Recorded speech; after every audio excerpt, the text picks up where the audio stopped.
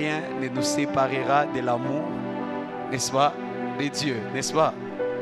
Tu lis ça chaque jour, mais pourquoi la pluie arrive à te séparer de la présence de Dieu? Amen. Vous savez, le problème avec les enfants de Dieu, parfois on lit des versets, mais lorsqu'il faut les appliquer, ça devient compliqué. Quand tu dis rien, c'est-à-dire rien. Même pas les dés chez toi. Alléluia. C'est-à-dire même s'il y a des chez vous, tu dois venir dans la présence de Dieu. C'est ça rien, n'est-ce pas? Même si quelqu'un est mort, ça ne va pas t'empêcher à aimer Dieu. Amen. Ça ne doit pas t'empêcher à rechercher le Seigneur. Mais parfois c'est dur, c'est difficile. Mais je prie que Dieu te donne la capacité de pouvoir appliquer, mettre en pratique la parole de Dieu. Amen. Alléluia. Alors combien sont bénis par ces messages depuis le premier jour, depuis le premier mardi? Si Dieu bénit, est-ce que tu peux acclamer fortement le Saint-Esprit? Alléluia. Alors, on va se tenir debout. Nous allons lire notre verset de base. On va lire notre verset de base et puis on va avancer avec notre enseignement. Éphésiens chapitre 4, le verset 30. Éphésiens chapitre 4, le verset 30. Bienvenue à tous ceux qui nous suivent en direct. Et toujours l'habitude de pouvoir partager les liens, les lives à plusieurs, afin que plusieurs soient aussi bénis par les enseignements que nous sommes en train de recevoir en ces lieux. Que Dieu vous bénisse et partagez à plusieurs le live de ce soir. Éphésiens chapitre 4, le verset 30. On peut les lire ensemble si tu es là. On va les lire ensemble en les déclarant plus fort que ça. 1, 2, 3. N'attristez pas le Saint-Esprit de Dieu par lequel vous avez été scellés pour le jour de la rédemption. Encore une dernière fois. N'attristez pas le Saint-Esprit de Dieu par lequel vous avez été scellés pour le jour de la rédemption. Parole du Seigneur. Est-ce qu'on peut reprendre nos places dans la présence de Dieu? Alléluia. Alors ça fait plusieurs mardis, je suis en train d'aborder cet enseignement, c'est que le Saint-Esprit n'aime pas. Alléluia.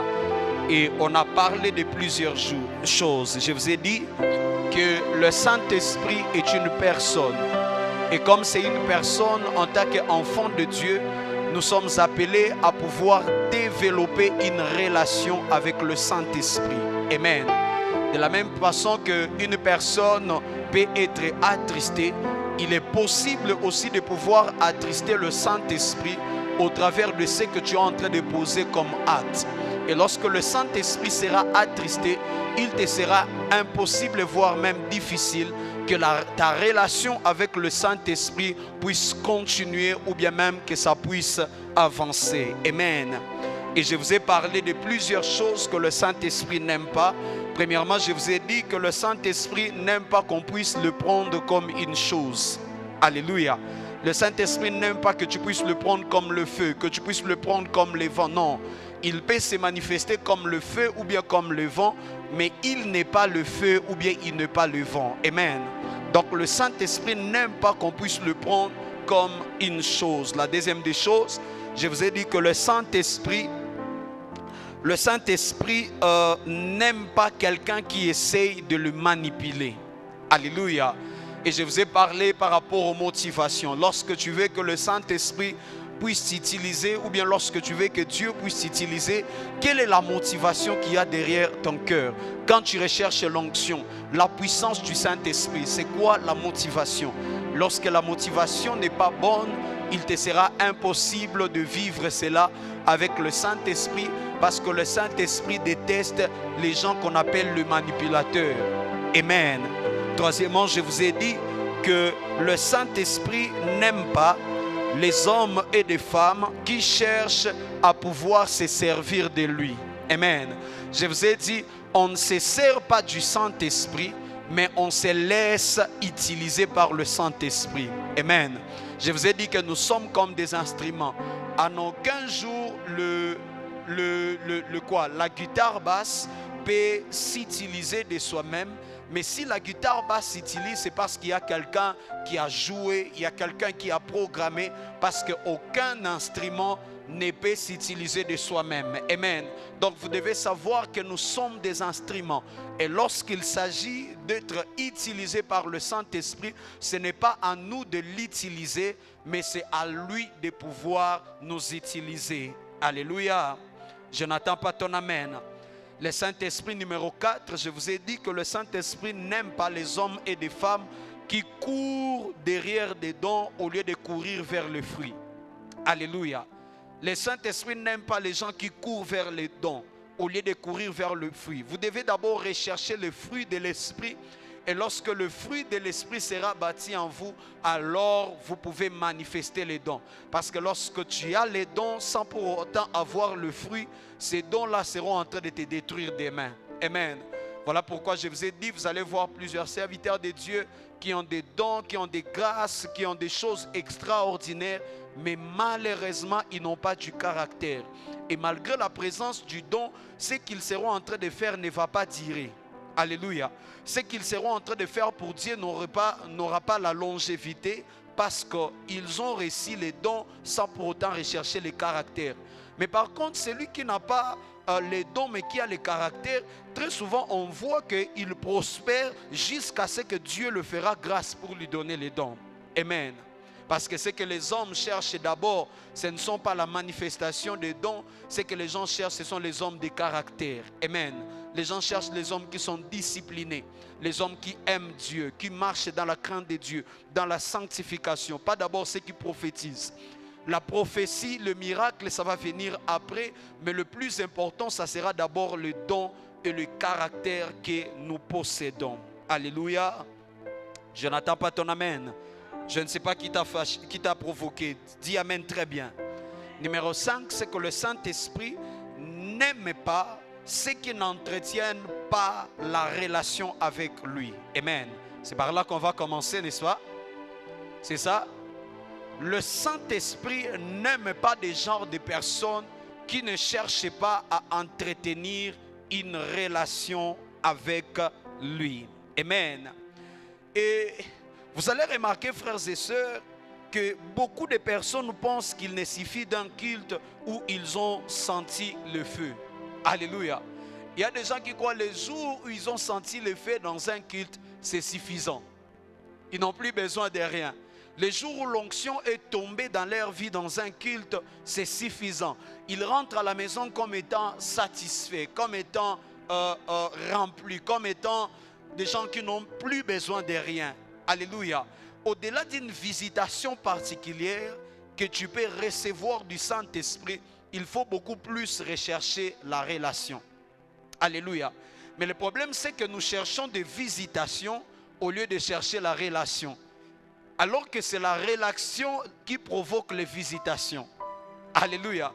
Le problème avec les enfants de Dieu, c'est qu'ils cherchent des visitations, mais ils ne cherchent pas la relation, sans pour autant savoir que c'est la relation qui fait en sorte que nous recevons des visitations. Amen. Les jours où le Saint-Esprit t'a visité au travers d'un homme de Dieu, tu as reçu cette visitation parce que cet homme de Dieu a maintenu une relation avec le Saint-Esprit.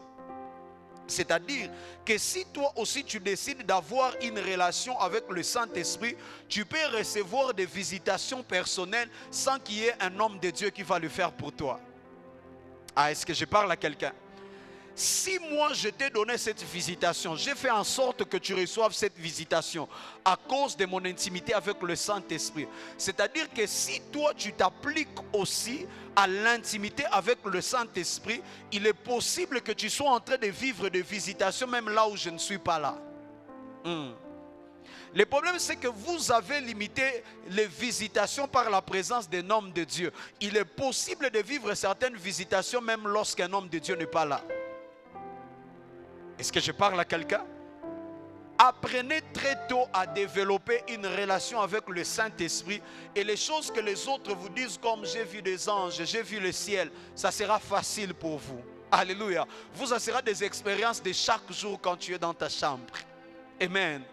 Donne-moi un amen très bien. Donc le Saint-Esprit aime les hommes et des femmes qui recherchent la relation que la visitation. Amen. Lorsqu'on a prié pour toi et tu as été saisi avec l'onction, tu dois maintenant travailler la relation avec le Saint-Esprit. Dès Corinthiens chapitre 3, le verset 14, la Bible déclare que l'amour du Père, la grâce du Seigneur Jésus et la communion du Saint-Esprit soient avec vous. Amen. Lorsque la Bible parle de l'amour, l'amour c'est l'apanage du Père, n'est-ce pas? Lorsqu'il parle de la grâce c'est l'apanage de Jésus-Christ. Mais lorsqu'il veut maintenant parler du Saint-Esprit, il parle maintenant de la communion avec le Saint-Esprit. Avec Dieu, ce que nous avons, c'est une relation d'amour. Avec Jésus, la relation que nous avons, c'est la relation de grâce. N'est-ce pas qu'il est mort à la croix pour nos péchés, là où nous, on ne méritait pas. Mais avec le Saint-Esprit, la relation qu'on doit avoir, c'est ce qu'on appelle la relation de communion. Donne-moi un amen. Parce que c'est au travers du Saint-Esprit que nous entrons en communion avec Dieu. Alléluia.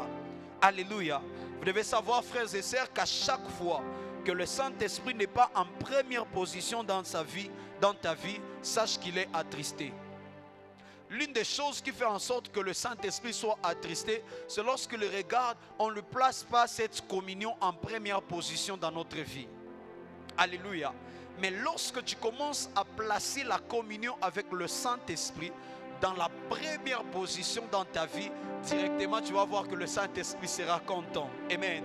Je vous ai dit avant de vous réveiller par le Saint-Esprit, avant d'ouvrir ton WhatsApp, avant de commencer à communiquer avec les gens, prends le temps de communier, d'échanger, de parler avec le Saint-Esprit. Et c'est comme ça que cette relation d'intimité va commencer à grandir. Alléluia. Donne-moi un amen.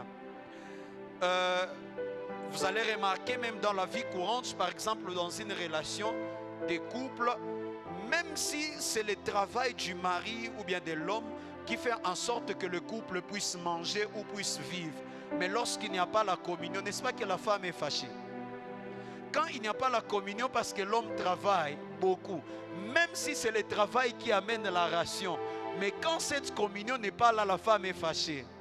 Ah, les femmes, vous êtes compliquées. Les femmes disent amen très bien. Alléluia. Parce que le plus important, ce n'est pas d'abord l'argent que tu amènes à la maison, mais le plus important, c'est le climat qui règne à la maison. Le climat d'entente et de communion. C'est le même travail qui t'a payé la voiture là. Mais quand l'homme travaille beaucoup pour te chercher l'argent pour la voiture là, tu te fâches ou tu n'as plus de temps pour moi. Alléluia. C'est la même chose avec le Saint-Esprit. Bien que certaines choses sont importantes pour ta vie, mais lorsque le Saint-Esprit n'est pas en priorité, il est attristé. Est-ce que je parle à quelqu'un? Donne-moi un amen très bien. Alléluia.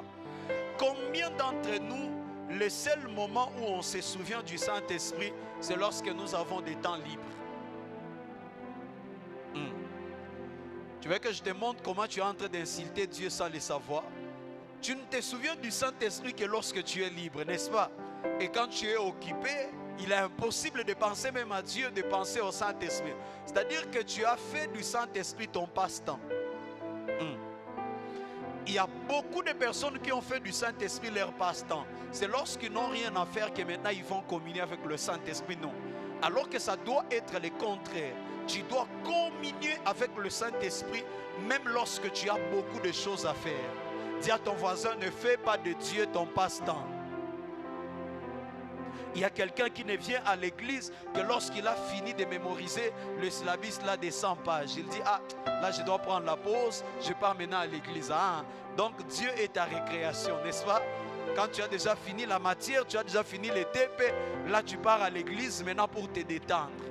Non, frères et sœurs, on doit être à mesure de sacrifier notre temps, même si on a des choses très importantes à faire. Mais lorsque c'est l'heure de la prière, lorsque c'est l'heure de communier avec le Saint-Esprit, on met d'abord une pause dans tout ce que nous faisons et nous partons afin de pouvoir communier avec le Saint-Esprit. Le Saint-Esprit aime ça. Ne fais pas du Saint-Esprit ton passe-temps. Alléluia. Ne communie pas avec le Saint-Esprit lorsque tu as des temps libres. Non, c'est une erreur grave. Amen. crée du temps même lorsqu'il n'en a pas. Parce que vous devez savoir, frères et sœurs, que toute bonne relation grandit avec le temps, n'est-ce pas? Je crois qu'il y a des amoureux ici, bien que moi je ne suis pas au courant, mais je l'espère. Alléluia. Donc, aucune relation ne grandit sans le temps. Si tu veux que ta relation grandisse avec quelqu'un, il faut passer beaucoup de temps avec lui. Tu ne peux pas dire que telle personne c'est ton ami intime alors que tu ne passes pas beaucoup de temps avec lui. Tes amis intimes, ce sont des gens avec qui tu passes beaucoup de temps. Parce que ta relation avec le Saint-Esprit, tu dois le savoir, frères et sœurs, ça te demandera du temps. Amen. La relation avec le Saint-Esprit nous demande du temps. Amen. Parce que le temps est la denrée la plus précieuse que tu peux offrir à quelqu'un. Amen. Il n'y a pas de plus grand cadeau que tu peux offrir à une personne comme ton temps. Parce que ton temps, il est impossible que tu puisses le récupérer, n'est-ce pas? Lorsque ton temps est passé, on ne récupère pas ça. C'est-à-dire quand tu donnes à quelqu'un ton temps, tu lui donnes en fait un grand cadeau. Mais parfois, c'est nous qui ne nous rendons pas compte. Quelqu'un qui veut prendre son temps, il se sacrifie pour toi, en train de t'enseigner, en train de te parler, en train de dire, il te donne le plus grand cadeau de la vie. Parce que le temps que je vais perdre en cellule, par exemple, en train de prêcher, je ne vais plus le récupérer, c'est déjà passé. Il y a une durée sur mes jours que je dois vivre sur terre qui est déjà enlevée. Je suis passé avec toi ici à l'église. C'est-à-dire, si je te donne mon temps, je te donne le cadeau le plus précieux. C'est-à-dire, lorsqu'on donne aussi au Saint-Esprit le temps, sans le savoir, on est en train de lui donner un meilleur cadeau possible. Amen. Voilà pourquoi quand tu viens dans la présence de Dieu, ne sois pas pressé à regarder la montre, ne sois pas pressé à regarder ce que l'heure. C'est ça le problème. Une bonne relation grandit avec le temps. Toi, quand tu passes le temps dans la prière, tu es en train de regarder à la montre. Et quand ça devient juste l'heure de la clôture, d'ailleurs, même avant que ça puisse arriver, toi, tu as déjà dit Amen. Bien avant. Alléluia. Parfois, il faut entrer dans des prières. Tu tournes la montre, tu enlèves la montre, tu fermes le téléphone, tu commences à prier jusqu'à ce que tu vas sentir de t'arrêter. Pas parce que le temps est arrivé, parce que toute relation ne grandit qu'avec le temps. Si tu ne donnes pas ton temps à Dieu, frères et sœurs, il fera en sorte que tu aies beaucoup de problèmes. Parce que là, au moins, tu vas te sacrifier. Alléluia. Ça, c'est un secret que je vais vous dire. Il y a beaucoup de gens qui vivent des problèmes. Il y a beaucoup de gens qui vivent des persécutions. Parce que seulement Dieu sait. Les jours où il va résoudre ces problèmes dans ta vie, tu ne vas plus prier. Dieu sait que la seule chose qui te pousse à prier, c'est lorsque tu as un problème. Et il sait, si celui-là, je règle ces problèmes-là, je vais le perdre.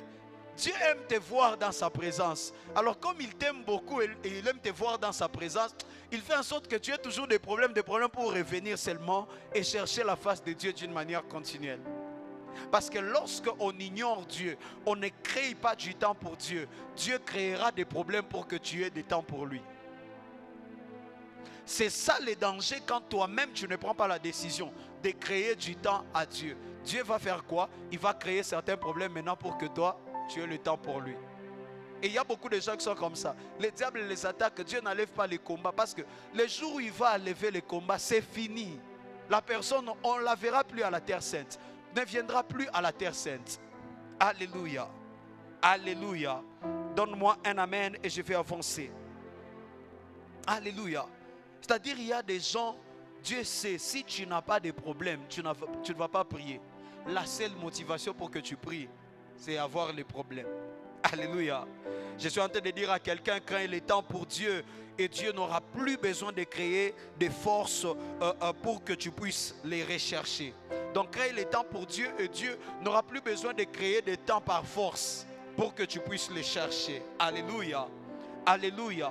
Voilà pourquoi il y a certaines personnes qui ont des cauchemars, qui ont des mauvais rêves la nuit.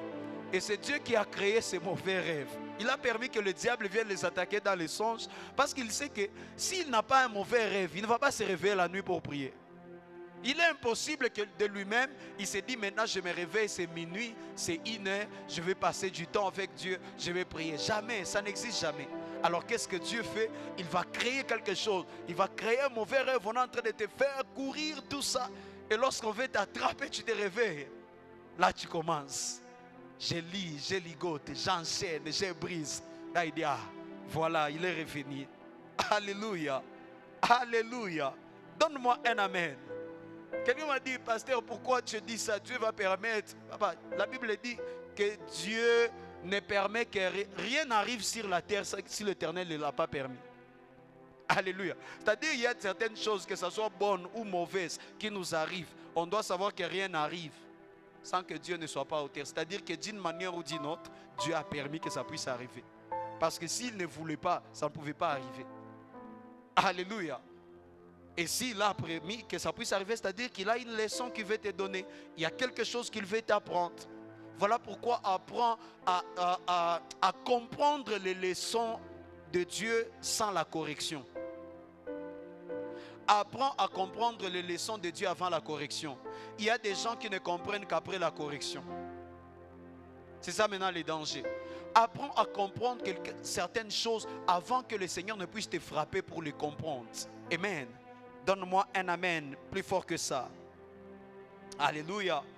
Et c'était ça le rêve que Samson avait connu. Je vais revenir plus tard à l'histoire de Samson. C'est que Samson avait l'onction, mais il ne se préoccupait pas de sa relation avec le Saint-Esprit. Il avait l'onction qui venait du Saint-Esprit. La Bible dit, et l'Esprit de l'Éternel se saisissait de Samson.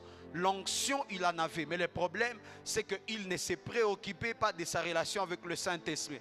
Si vous regardez la vie de Samson, Samson n'a prié que 2 fois. Alléluia.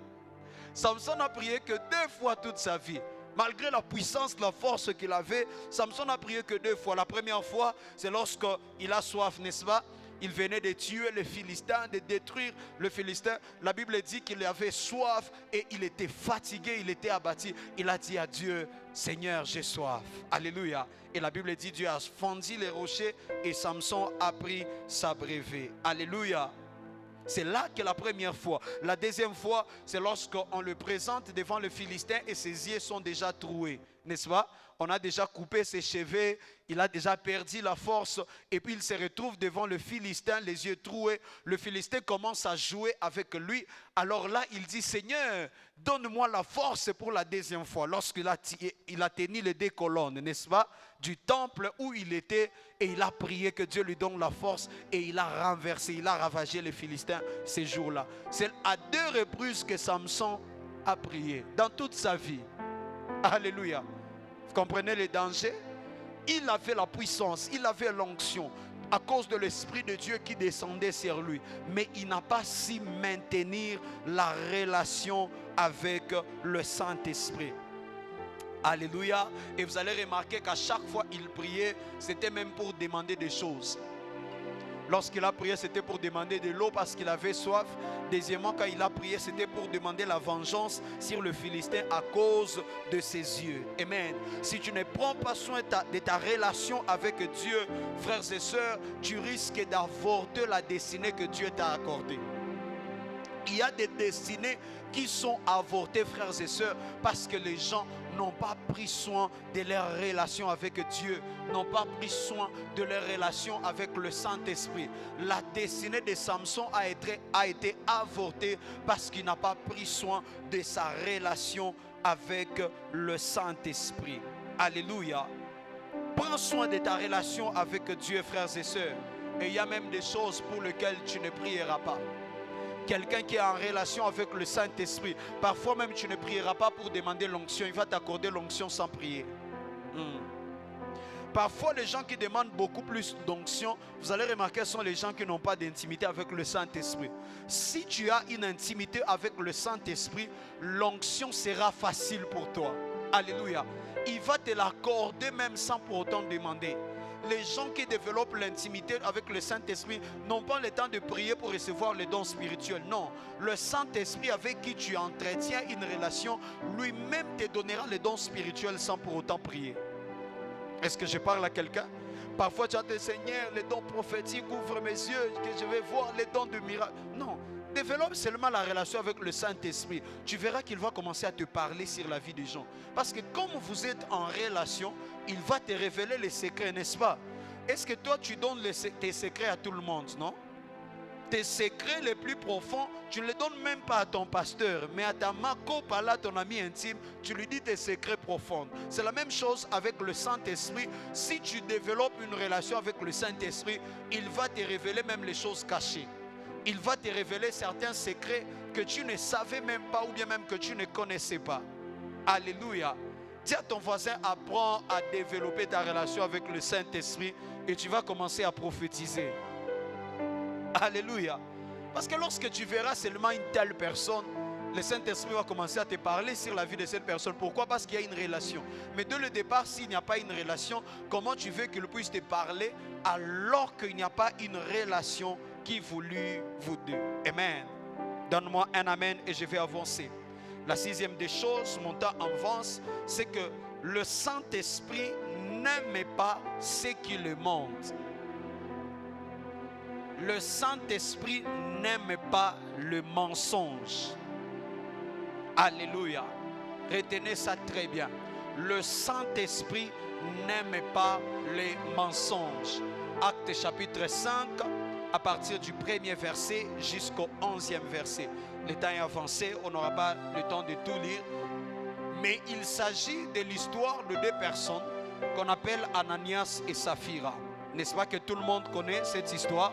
La Bible dit ils ont vendu les champs et ils sont venus devant les apôtres. Ils sont venus devant Pierre afin de pouvoir lui dire voici tout l'argent que nous avons vendu sur ces champs. Mais la Bible dit qu'ils ont caché une partie.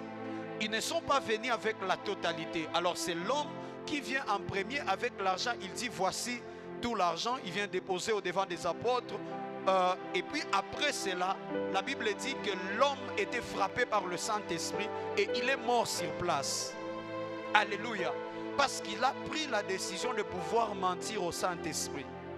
Il est frappé et il est mort sur place. Remarquez aussi, sa femme arrive quelques minutes après. Il dit aussi le même mensonge. Il dit voici, c'est tout ce qu'on a vendu ces champs-là.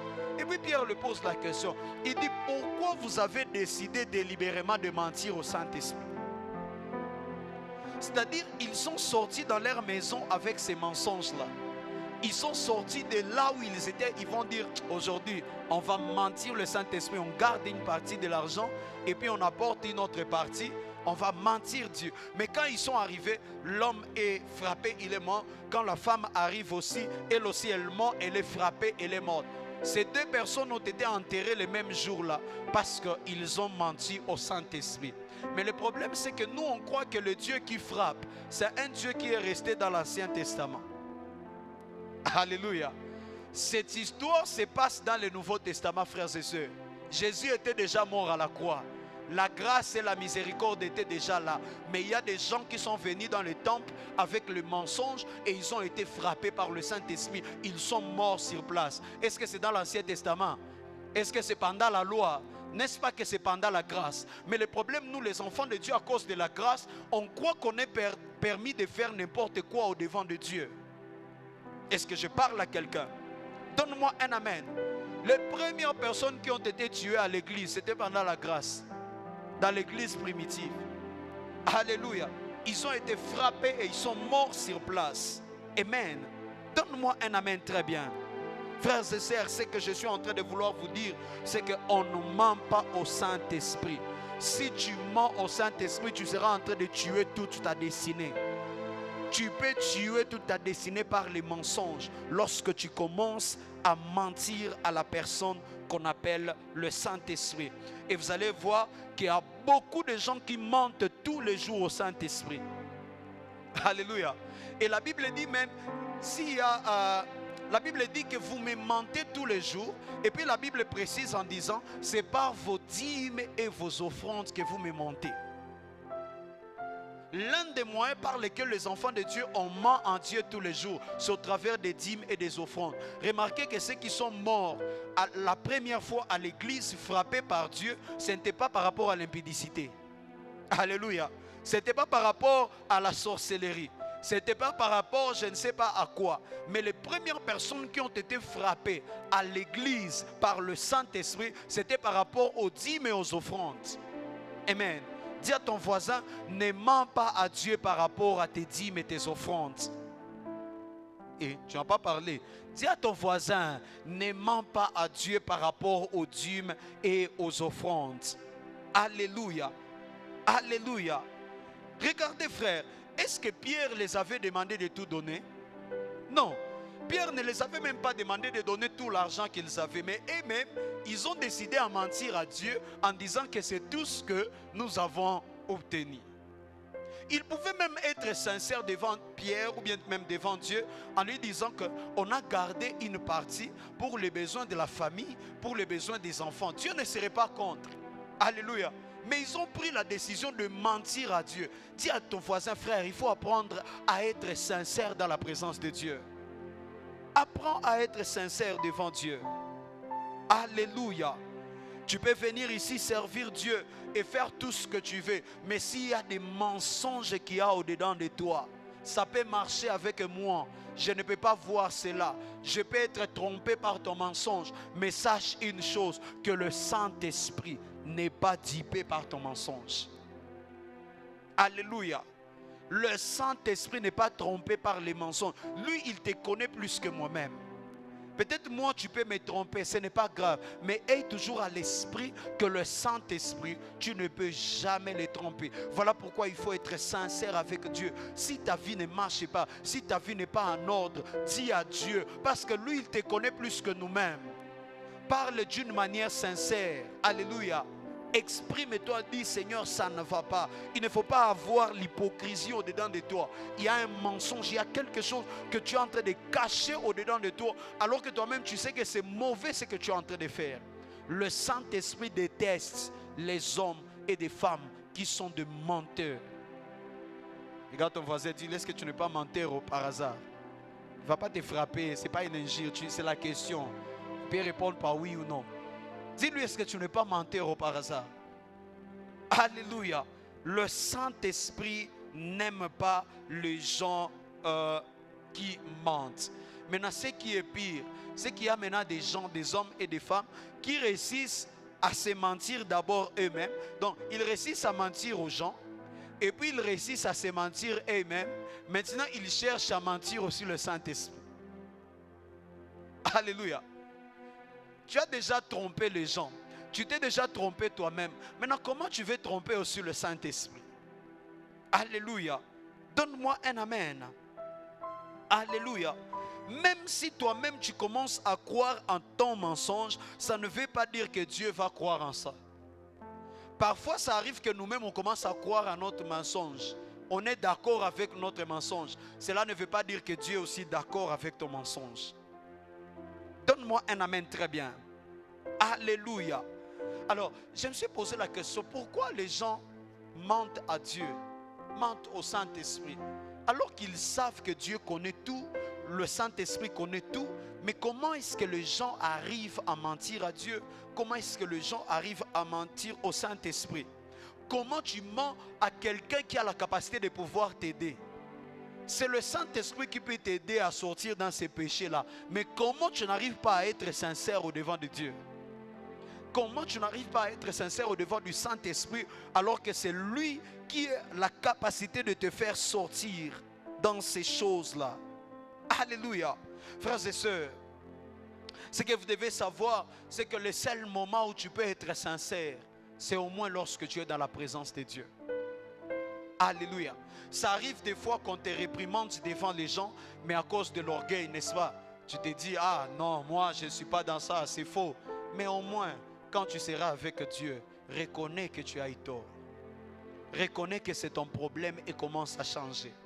Parfois, devant des gens, on peut manifester l'orgueil et ne pas demander pardon devant des gens. Mais au moins, quand tu arrives devant Dieu, reconnais que tu as un problème et demande pardon à Dieu et prends la décision de pouvoir changer. Alléluia. La personne à qui tu es en train de mentir, c'est la seule personne qui a la capacité de t'aider à sortir dans ses péchés. Mais comment tu essaies à les mentir? Alléluia. Donne-moi un amen. Et il y a beaucoup de gens qui manquent cette sincérité lorsqu'ils sont dans la présence de Dieu. Si le Saint-Esprit, la Bible dit, le Saint-Esprit a la capacité de pouvoir sonder les profondeurs de Dieu. À combien plus forte raison toi?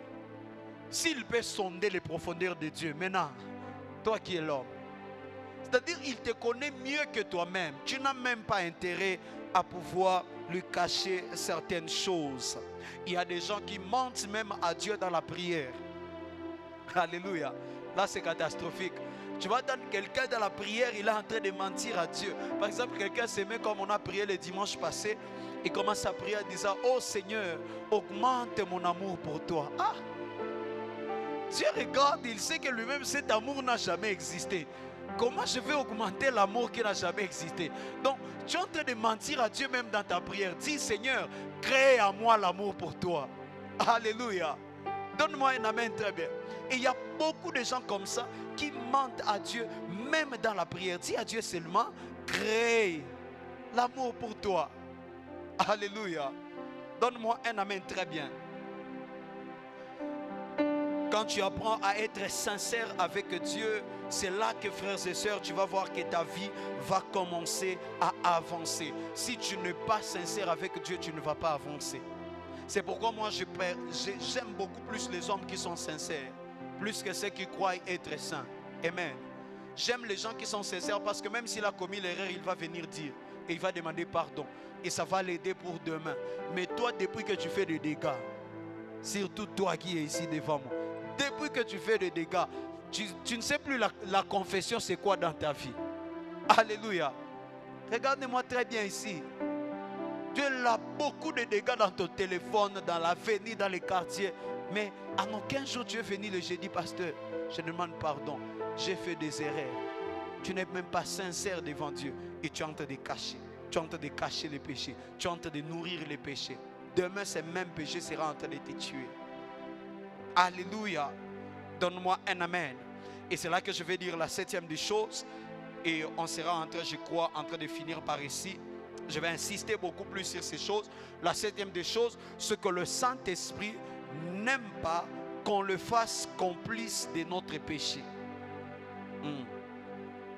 Le Saint-Esprit n'aime pas les hommes et les femmes qui essayent à faire de lui un complice de leur péché. Alléluia. Ce que je suis en train de te dire, frères et sœurs, c'est que le Saint-Esprit ne sera jamais complice de ton péché. Le Saint-Esprit ne participera jamais dans ton péché. Le Saint-Esprit n'encouragera jamais ton péché. Le Saint-Esprit ne sera jamais complice de ton péché. Retiens ça très bien. Note ça quelque part très bien. Le Saint-Esprit ne sera jamais complice de ton péché. Alléluia.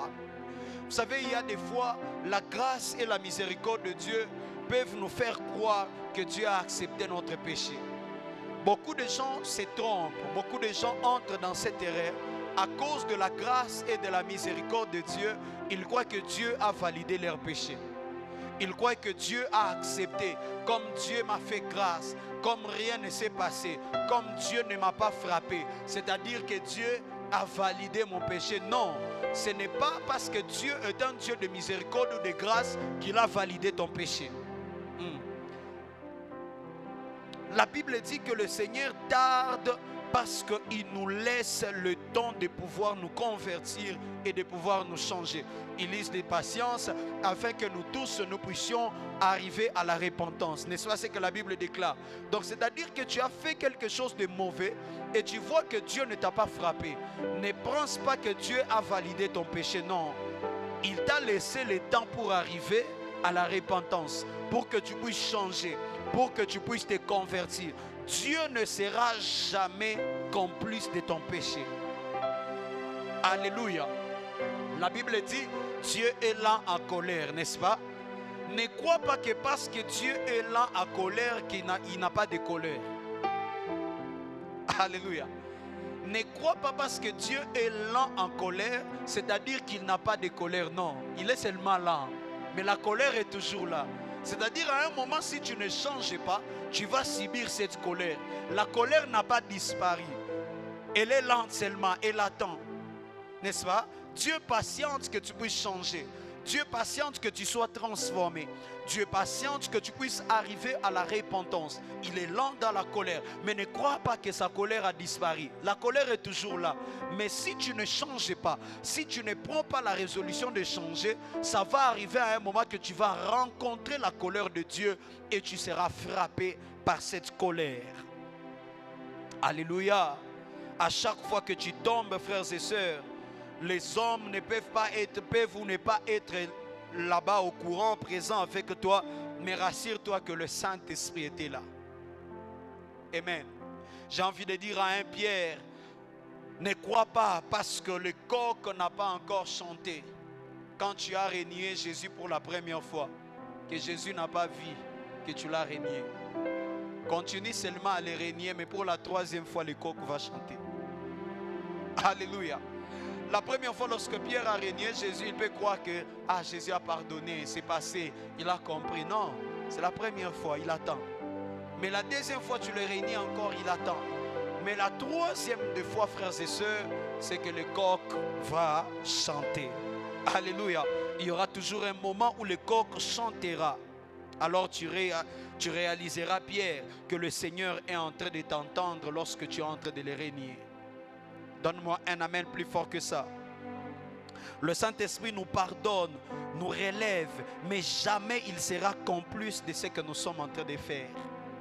Dieu peut te pardonner, Dieu peut te relever, Dieu peut te fortifier quand tu es tombé. Mais n'oublie jamais que Dieu ne sera pas complice de ce que tu es en train de faire. Dieu ne sera pas d'accord de ce que tu es en train de faire parce qu'il t'a relevé. Le fait de t'avoir élevé, ça ne veut dire pas qu'il est d'accord de l'acte que tu as commis. Il faut faire attention, frères et sœurs. Est-ce que quelqu'un est en train de me comprendre? Si Dieu t'a relevé, cela ne veut pas dire qu'il a été d'accord de ce que tu as fait. Il est juste un Dieu de miséricorde. Il est un Dieu d'amour, de patience, mais il n'est pas d'accord. Alléluia. Alléluia. Juge chapitre 16, le verset 16 à 20. Toujours la Bible est en train de nous parler de l'histoire de cet homme qu'on appelle Samson. Alléluia. Ce passage me fait toujours du mal. Ces passages me donnent toujours de la peur dans mon cœur. Lorsque je lis ces passages, j'ai de la chair de poule, j'ai de la peur dans mon cœur. C'est que cet homme qu'on appelle Samson, un jour, il était dans la maison de Delilah, n'est-ce pas? Il entretenait une relation avec Delilah. Mais la Bible déclare, à un moment, on l'a lié, n'est-ce pas? On l'avait déjà rasé les cheveux. Et quand les Philistins sont arrivés, la Bible dit, Samson s'est réveillé, on l'a dit, Samson, les Philistins sont sur toi. La Bible dit, il a cru qu'il va s'en sortir comme tous les jours. Mais il ne savait pas que le Seigneur s'était retiré de lui. Cette phrase me fait peur, frères et sœurs. Vous savez, le problème quand tu as trop marché avec le Saint-Esprit, c'est que tu peux tomber dans les pièges de Samson. De croire que tu t'en tireras comme autrefois. Mais c'est que tu ne sais pas que cette fois-là, le Seigneur s'est déjà retiré de toi. Est-ce que je parle à quelqu'un? Est-ce que je parle à quelqu'un? Quand tu marches trop avec le Saint-Esprit, tu risques de tomber dans les pièges de Samson, de croire que le Saint-Esprit est devenu complice de ton péché là. Il vivait une vie de péché, de désordre. Samson, c'était quelqu'un qui restait avec les prostituées. Delilah était une prostituée et ce n'est pas la première fois qu'il est parti dans la maison des prostituées. Même auparavant, la Bible nous montre que ça arrivait des temps que Samson partait dans la vie des prostituées. Mais après être sorti dans la maison des prostituées, la Bible dit il a arraché les portes de la ville. Et il est monté avec à la montagne. Samson, la nuit, tu finis de faire l'impudicité avec une prostituée. Mais le matin quand tu descends, l'esprit est sur lui. Il arrache la porte de la ville et il monte avec sur la montagne. Il a dit pour la première fois, vos histoires là des péchés, ça n'existe pas. Nous on a Dieu. Nous on est des médias. Notre onction ne tarit jamais. Alléluia. Dis amen très bien. Il est parti chercher maintenant Delilah. L'autre prostituée là, je ne sais pas c'était comment, il a cherché Delilah. Il a commencé la relation avec Delilah. On dit Samson, les Philistins sont sur toi. Il brise les liens, n'est-ce pas? Vous connaissez l'histoire, non? Je crois que vous êtes des amoureux de la parole de Dieu. Il brise les chaînes et il frappe tous les Philistins. Alors que la nuit, il était avec Delilah. Alléluia. Ça continuait plusieurs fois. Ça s'est répété jusqu'à un jour. On lui dit, Samson, les Philistins sont sur toi. Là, ça devient possible. Il essaye de frapper. Ça ne marche pas. Il n'a plus de force. Il essaye de faire. La Bible dit, il pensait qu'il va s'en sortir comme autrefois. Mais c'est qu'il ne savait pas que l'Éternel s'était retiré de lui. Frères et sœurs, je refuse que Dieu se retire de toi à cause de la vie de péché. Je n'attends pas ton amen. Je refuse que le Saint-Esprit se retire de toi à cause de la vie de péché, frères et sœurs. Samson a oublié que sa force ne dépendait pas de l'alliance. Sa force ne dépendait pas de sa beauté. Sa force ne dépendait pas de sa grandeur, de sa taille. Mais sa force dépendait de l'alliance qu'il y avait dans ses cheveux. Alléluia. Donne-moi un amen. N'arrive pas, frères et sœurs, à un niveau où tu ne sais plus distinguer si Dieu est avec toi ou pas. C'est-à-dire, Samson est arrivé à un niveau où il ne savait plus distinguer si Dieu était toujours avec lui ou pas. Voilà pourquoi il a essayé de se débattre avec le Philistin. Mais malheureusement, il a compris que Dieu n'était plus avec lui. Donne-moi un amen très bien. N'arrive pas à un niveau où tu ne sais plus distinguer si Dieu est avec toi ou pas. Alléluia. Il ne savait pas que l'Éternel s'était retiré de lui parce que premièrement, je vous ai dit, il n'entretenait pas la relation avec le Saint-Esprit, n'est-ce pas? Et puis deuxièmement, c'est qu'il était dans la vie des péchés. Le fait de ne pas entretenir la relation avec le Saint-Esprit peut faire en sorte que le Saint-Esprit se retire de toi et ne puisse pas t'utiliser. La deuxième des choses qui peut faire que le Saint-Esprit ne puisse pas t'utiliser, c'est la vie des péchés, frères et sœurs. Surtout le péché qui est continuel. Nous tous on peut tomber, ça peut nous arriver, on se relève. Mais si toi c'est ta vie, c'est ta vie, c'est ta vie, à un moment le Saint-Esprit ne va pas t'utiliser. Alléluia. Donne-moi un amen. Ce que tu ne sais pas, frères et sœurs, ça retient ça très bien et ne l'oublie jamais. Ce que tu ne sais pas, frères et sœurs, c'est que le péché que tu es en train d'entretenir ne cherche que les secrets de ta force. Retiens ça très bien. Samson ne savait pas que le péché qu'il était en train d'entretenir tous les jours, ce péché était en train de rechercher les secrets de sa force.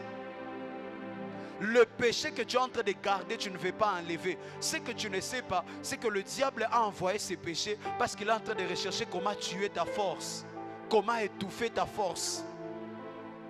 Le but de Delilah auprès de Samson, Delilah qui représente les péchés, était de pouvoir tuer la force de Samson. C'était de pouvoir neutraliser Samson de sa force. C'est que tu ne sais pas, frères et sœurs, que le péché que tu entretiens tous les jours est en train de scisser ta force, est en train de détruire ta force. Alléluia. Donne-moi un amen. La première fois, la deuxième fois, il n'a pas découvert cela. Il a continué toujours à sortir avec Delilah. Mais la troisième fois, c'est fini. Les secrets étaient déjà donnés et la force est partie. Alléluia. C'est pourquoi, frères et sœurs,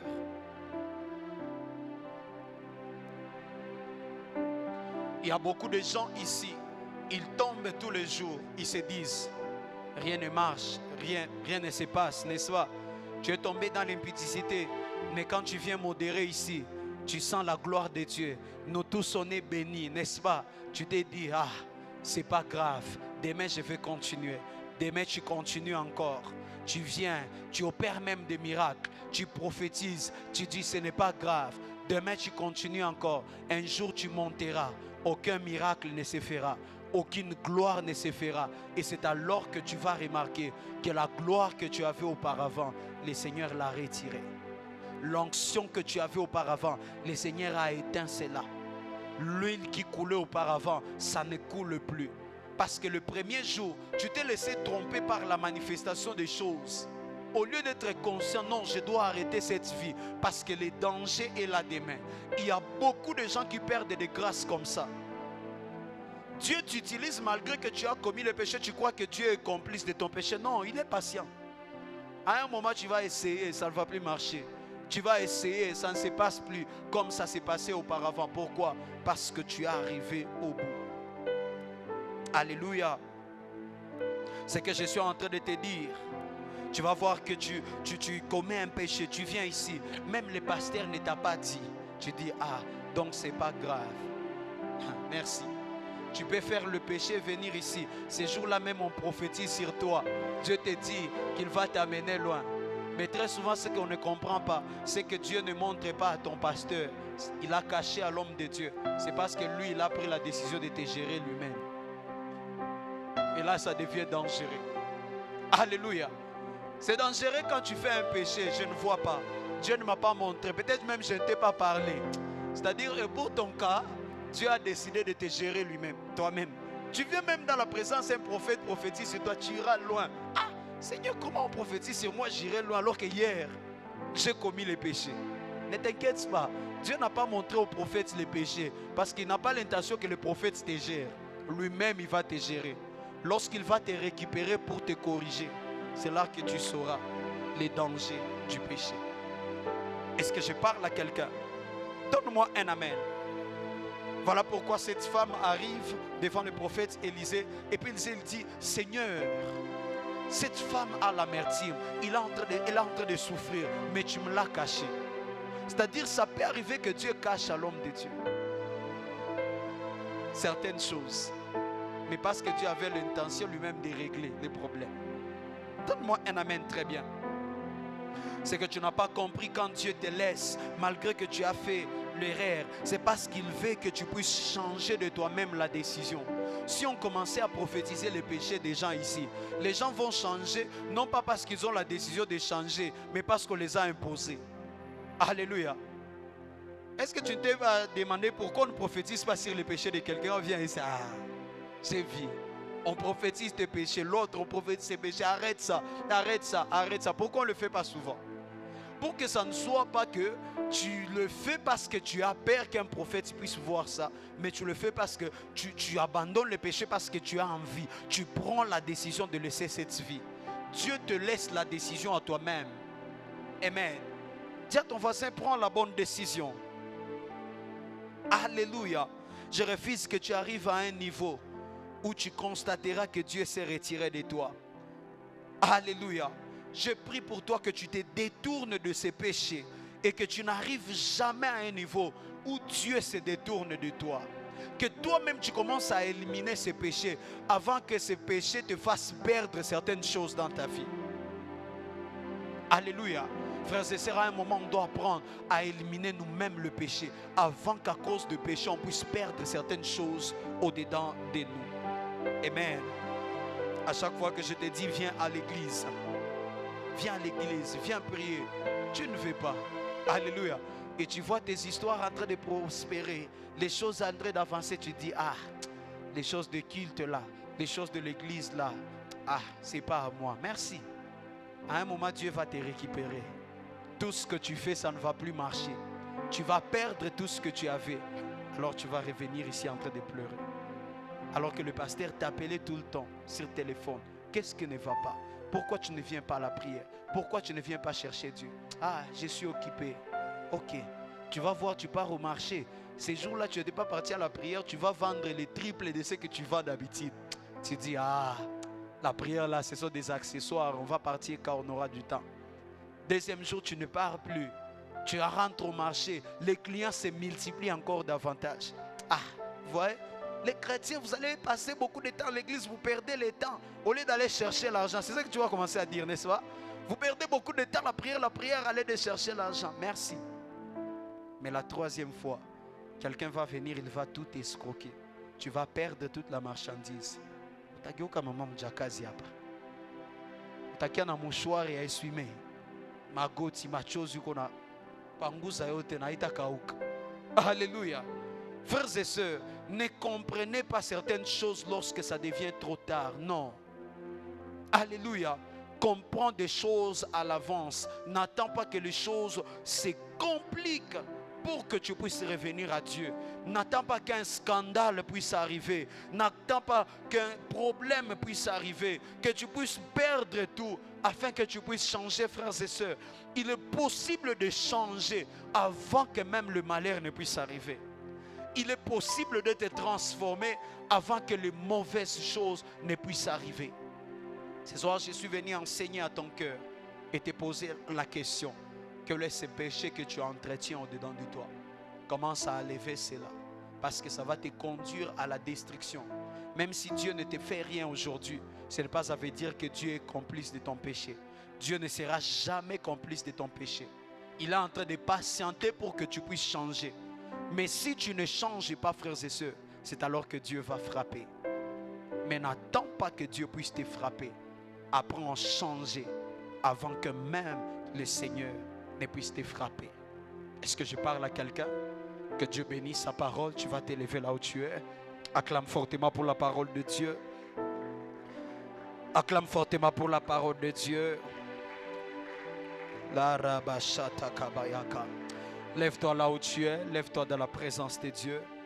J'aimerais que tu puisses prier pendant 2 minutes. Dans les 2 minutes qui nous restent, tu vas élever ta voix et tu vas dire à Dieu, Seigneur, garde-moi. Tu vas dire à Dieu, donne-moi la force de pouvoir abandonner ces péchés. J'aimerais que tu puisses parler avec sincérité, du plus profond de ton cœur, que tu puisses parler d'une manière honnête. Toi-même, tu sais ces péchés qui sont en train de te déranger, ces péchés que tu n'arrives pas à abandonner. Tu vas dire à Dieu, Seigneur, aide-moi afin que je puisse l'abandonner. Aide-moi, ô Éternel, afin que je ne puisse pas faire du Saint-Esprit complice de mon péché. Donne-moi la sincérité de pouvoir m'exprimer lorsque les choses ne marchent pas. Lorsque les choses ne marchent pas très bien. Donne-moi la capacité de pouvoir m'élever et pouvoir parler, pouvoir demander pardon, de pouvoir arranger et ne plus revenir dans ces choses. Élève ta voix et commence à prier là où tu es. Je ne t'entends pas prier. Est-ce que tu peux élever encore ta voix et prie là où tu es? Élève ta voix et parle à Dieu, parle à Dieu, parle à Dieu. Est-ce que tu peux prier? Est-ce que tu peux prier? Est-ce que tu peux prier? Est-ce que tu peux prier? J'aimerais entendre quelqu'un prier de tout son cœur. Dis à Dieu, apprends-moi à ne pas être complice de mon péché, à ne pas faire du Saint-Esprit complice de mon péché. Mais lorsque tu me reposes quelque chose, que je puisse changer, que je puisse abandonner cela. Est-ce que tu peux élever ta voix et commencer à prier pendant 2 minutes? Je te laisse 2 minutes. Est-ce que tu peux parler à Dieu? Est-ce que tu peux parler à Dieu? Est-ce que tu peux parler à Dieu? Est-ce que tu peux parler à Dieu? Dis à Dieu, pardonne-moi pour ces péchés et donne-moi la force à partir de ce soir que je prenne la décision de l'abandonner. Qu'à partir de ce soir, que je prenne la décision de ne plus jamais revenir dans ces choses. Qu'à partir de ce soir, que je prenne la décision de ne pas retourner dans ces mêmes péchés, de ne pas retourner dans ces mêmes problèmes, de ne pas retourner dans cette même mode de vie qui est en train de détruire ma vie. Dis à Dieu que je ne puisse pas perdre la grâce que tu m'as donnée à cause de la vie de péché. Dis à Dieu que je ne puisse pas perdre les choses que tu as investies à moi à cause de la vie de péché. Donne-moi la capacité de changer. Donne-moi la capacité d'être transformé avant de subir des dégâts, des scandales, des problèmes. Dis à Dieu, donne-moi la force de ne pas attendre un problème arriver, un scandale arriver, afin de pouvoir changer. Que je change avant que même les choses ne puissent se compliquer. Dis à Dieu, oh, je refuse de te faire complice de mon péché. Dis à Dieu, je refuse de te rendre complice de mon péché. Je refuse de te rendre complice de mon péché. Est-ce que tu peux parler à Dieu? Est-ce que tu peux parler à Dieu? Parle au Saint-Esprit, dis-lui, enlève cet esprit de mensonge, enlève les mensonges à moi. Dira longtemps, je t'ai menti, Saint-Esprit. Je refuse de te mentir encore une fois. Si tu sais qu'en toi il y a encore les mensonges, tu caches certaines choses à Dieu. Dis à Dieu, Seigneur, transforme-moi. Je refuse cet esprit de mensonge au-dedans de moi. Je refuse cet mensonge au-dedans de moi. Je ne veux plus mentir au Saint-Esprit. Je ne veux plus mentir au Saint-Esprit. Je ne veux plus mentir au Saint-Esprit. Est-ce que tu peux parler à Dieu? Est-ce que tu peux parler à Dieu? Est-ce que tu peux prier là où tu es? Prie là où tu es, prie là où tu es, prie là où tu es.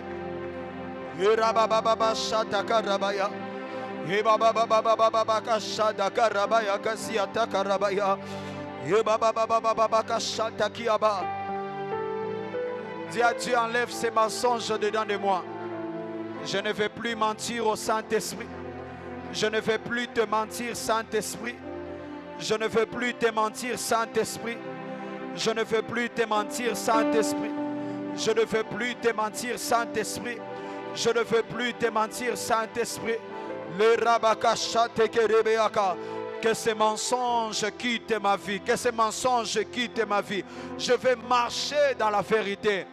Dernièrement, tu vas prier, tu vas dire au Saint-Esprit, donne-moi la capacité d'entretenir la relation, d'agrandir cette relation avec toi, d'évoluer dans cette relation d'intimité.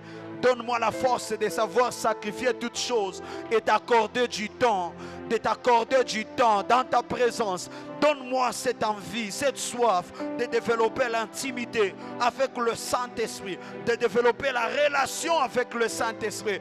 Donne-moi cette soif, crée en moi cette soif de savoir développer la relation avec le Saint-Esprit. Parle à Dieu, parle à Dieu, parle à Dieu. Alabakashati kedabayaka. Lorabasata kapalamayagazia. Shanta karabayagazia takarabayaka. Dans le nom de Jésus. Dans le nom de Jésus. Seigneur, merci pour ce soir. Que cet enseignement, ô Éternel, soit gardé dans nos cœurs et donne-nous la capacité de pouvoir le pratiquer, ô Éternel. Dans le nom de Jésus, nous prions ainsi et nous disons Amen. Alors prends ton offrande.